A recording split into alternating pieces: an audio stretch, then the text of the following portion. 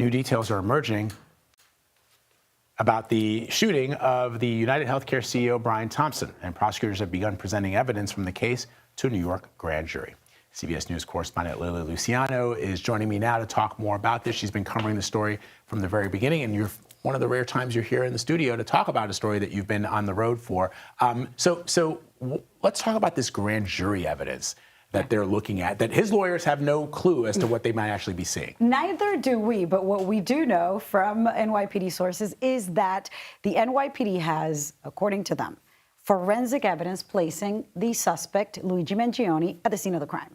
That is fingerprint evidence, not just from a water bottle and a Kind Bar wrapper that was found near the crime scene, but also from a cell phone that was found in the same vicinity in an alleyway. They also matched the shell casings, the ones that you remember said delay and possibly depose. Right, depose. Those three were matched to the ghost gun that the suspect was found carrying with him. So at least you have that kind of direct evidence that places him there. There's also the notebook that sources tell CBS News had a to-do list, had a thought about whether to make an attack with a bomb or a gun, and choosing a gun over a bomb because that would spare other lives, innocent lives. There's all kinds of, there's the 3-page document. There's all kinds of evidence that at least the NYPD, or that we're learning from our sources at the NYPD at CBS News, that a grand jury would have plenty of to indict him. And as you know, I mean, as any legal expert and non-expert knows, the bar is very low. His attorney does not have access, as a defense attorney in Pennsylvania, does not have access to that information. What I'm learning is that once there is an indictment, it is possible for his defense to get that evidence. So it's not disclosure. It's a little bit more complicated than that. There has to be an extradition.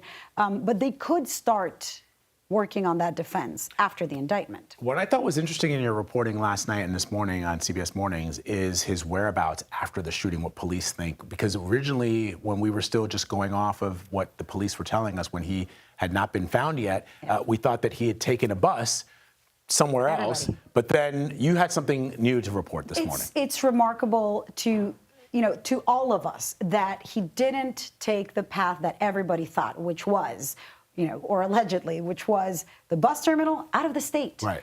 Instead of that, which was 120 blocks north from the crime scene, what police are saying, what police confirmed to our colleague Ali Bauman from WCBS, was that they believe he took a subway, the A-train subway, to Penn Station, which is only a mile away from the crime scene. Is that smart because you're kind of shaking off the trail? Or is that very risky because now you're very close to the crime scene, and police believe that from there, then he would have taken a train to Pennsylvania. Wow. Fascinating details. It's a bit of a catch-me-if-you-can situation there that I'm trying to trace with the map and thinking, I mean, it seems to have worked until Altoona. Right. And finally, so we think that he's probably going to lose this extradition battle and he'll be extradited to New York in the next couple of days, weeks? Yes. I mean, there is no real expectation that the extradition would be stopped. It's more of a delay.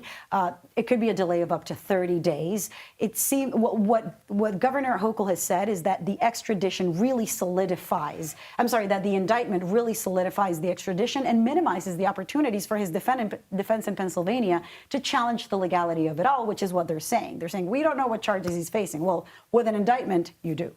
Wow, fascinating details there. Lilia Luciano, thank you very much. Good to see you here in studio.